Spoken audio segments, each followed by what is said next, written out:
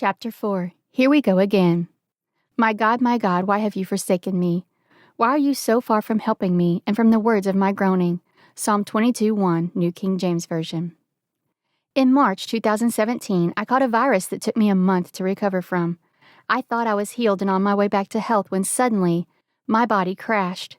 I lost all energy and started having severe palpitations and anxiety. I could barely make it to my bedroom from the living room, and once again, my husband had to take over the household chores. What happened?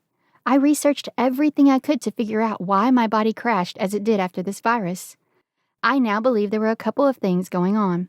One, I was dealing with a histamine intolerance, which an allergist has since confirmed, and two, I was pushing myself so much to get better that my adrenal glands became fatigued. At the time, though, all I could think was that it had something to do with the food I was eating. My solution? Stop eating almost everything. I was devastated. Hadn't I finally been on the road to complete freedom? How could God let this happen? How could He possibly give me freedom and then snatch it back again? I did not understand and fell into the same pattern, falling even deeper into depression because I had truly believed this was about to be over. I had been headed for the mountaintop, but instead, I fell back into a valley deeper than before. During this time, I went through many dark days and nights and wrote the following in my journal, as well as posted it on Facebook and Instagram. Fear is a prison that I can't break out of. Fear is a creature with its tentacles wrapped around me, and I can't get free. I can see freedom. I can taste freedom, but never quite obtain it. I am scared to live and scared to die. It hurts to pray. It hurts to believe. It hurts to expect and never receive. Fear is a dark dungeon where there is no light. Who will come and rescue me from these chains? Where is my Savior? I know He hears me calling, but why won't He come? Where is He? Does He really care? Is He really there? Where is the light? Why won't it invade the darkness? I sit here in my dungeon alone. Who will come and rescue me? I can see the window. I can see freedom in my mind. I can even taste its sweetness, but yet it seems nowhere near. It eludes me. Fear laughs at me. It tells me I belong to it forever, and there is no way out, that my life is doomed to this dungeon, yet something or someone deep inside still hopes, still believes, still cries out for my Savior to rescue me and set me completely free. Where is my Savior? Why has He left me here? When will He come? It seemed that I had completely lost hope this time. I got to the point that I would no longer allow myself to expect healing and freedom. It simply hurt too much to hope, to get excited or expect something good, just to turn around and be disappointed again. I wouldn't allow myself to go there. I went through the motions of prayer, trying to find a good place with God again. But it was just too hard. I went through much of each day in depression and a daze.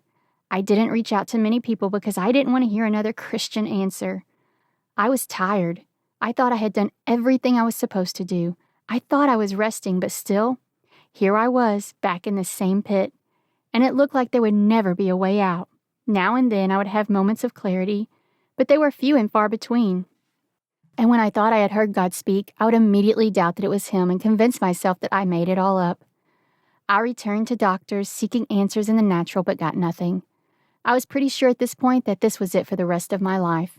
I endured at this rate for 2 years until one day I told my husband, I can't do this anymore. Either I need help or I'm not going to make it. By this time, I was having serious thoughts of suicide because I just couldn't find a way out. I told my husband that I didn't want to be one of those people who got so far into depression and discouragement and never got help that finally took care of the situation themselves.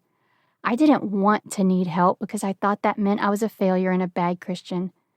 I wanted to do this on my own with just God's help, but that was not His plan. I realized later that getting help took more strength and courage than trying to do it alone. January 28th, 2017. Help me believe. February 18, 2017. I have tasted fear's bitter pill. Oh, how bitter it is. Now I have tasted God's pure love. I can see the light again. There is hope, joy, and expectancy.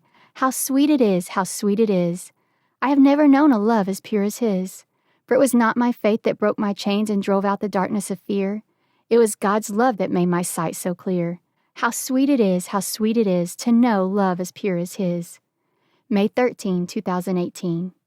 Jesus, will I ever be free? Please tell me what to do. Please, Lord, help me. I do not want to live like this for the rest of my life. It feels like you are really silent right now. Where are you? I need to know what to do. Please help me. Are you hearing me? Please answer me. October 2018. Anxiety hurts. It hurts you and everyone around you. Somehow people think you can just snap out of it. Just trust God. Just believe your way out. It doesn't work like that. Severe anxiety takes over your whole life and mind, and trying to read and confess scriptures about anxiety can just make it worse. There is a difference between someone who has anxiety about one or two situations and someone who lives every day riddled by anxiety. It has nothing to do with the lack of faith. It is a storm in your life, and people telling you to just trust God or believe more or have more faith only makes you feel worse. It brings more guilt and condemnation. Well-meaning people who try to help you only harm you by telling you to trust God and push through. October 18, 2018. Lean into me. Put all the weight on me. Let me carry the load. Let me carry you. I just want you to rest. Let your mind and your body rest. Don't try to be in control of everything in everyone else's lives. I've got you and I've got them. I will take care of it all. Allow me to heal you and stop worrying about everything. Let me speak to you. I want to do a work in you. Then out of the overflow of that work will be your ministry. I want you to share what I speak, but first, take it in for yourself. Go back and read what you have shared with others. And don't read it as if I was giving it to you just to pass along, but as if it was specifically for you as well. Before you can help others, you have to heal. You can't keep trying to help others while you are still not healed. You won't last. You will crumble. Let go of what is ahead and let me heal you now. Let me take care of you now. It will have so much more meaning and impact. October 2018. I feel like God is saying that I am in the healing process. In the healing process after major surgery or sickness, you have to rest. You have to guard against others bringing viruses and infections into your home. Rest is such an important part of the healing process. I also feel like God is asking me to silence all the other voices trying to tell me who I am and allow Him to whisper who I am.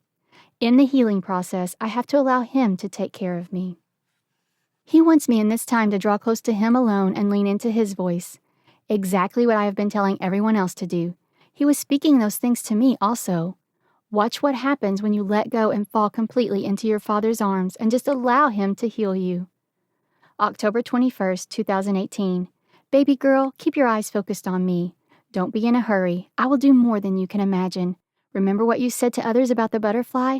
Don't rush the process. Let me develop you and strengthen your wings. And baby, when you are ready, you will fly. You will dance, you will leap, you will run, and I will restore the joy of a child to you. Joy. I want it again. I want to live again. I want to be free from fear like I have never been before. Free to dance and live life to the fullest. Letting my heart sing to you. I want to fall in love with God and His Word.